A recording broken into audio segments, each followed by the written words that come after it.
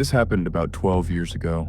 I was working as a junior architect in Detroit at the time, mostly doing structural assessments on old industrial buildings.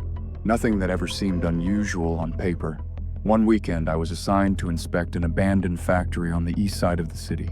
It had been shut down for over 20 years, and a nonprofit wanted to know if the structure could be reused. They told us going in that it was completely empty.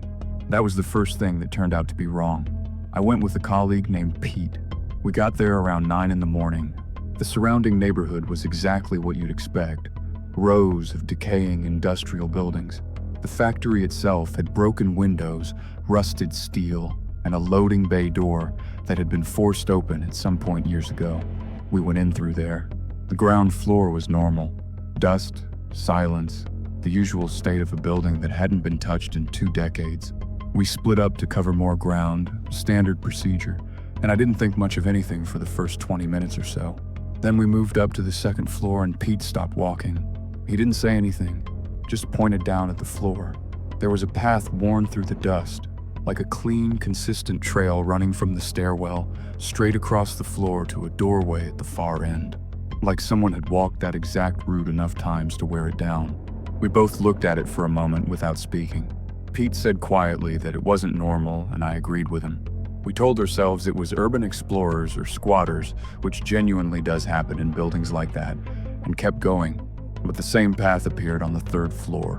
In the same direction, same wear pattern. It wasn't random anymore, and we both knew it.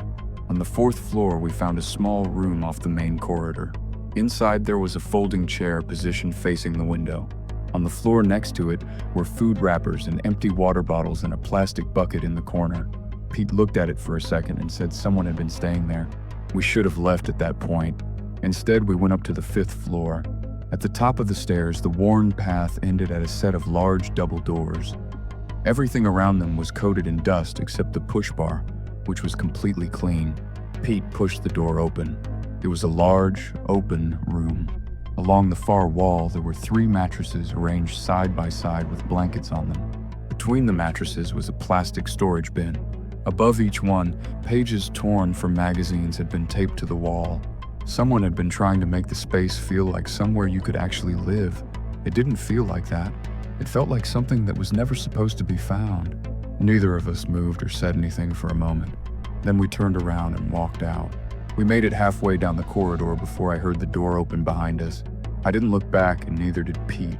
We just kept walking, a little faster than before. Then I heard footsteps behind us.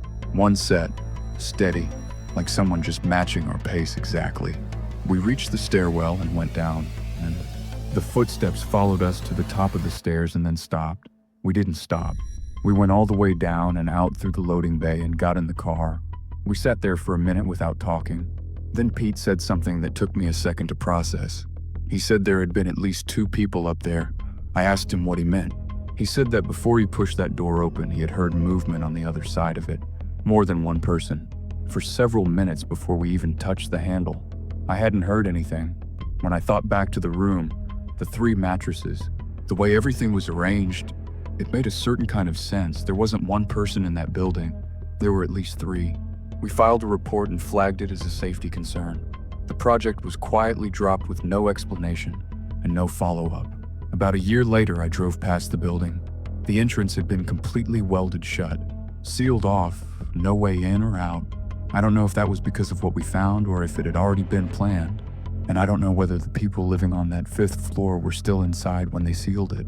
That's the part I haven't been able to let go of, because we went in assuming the building was empty, and it wasn't. They were already in there, living inside a structure that everyone else had written off and forgotten. And when we left, they followed us just far enough to make sure we were actually gone.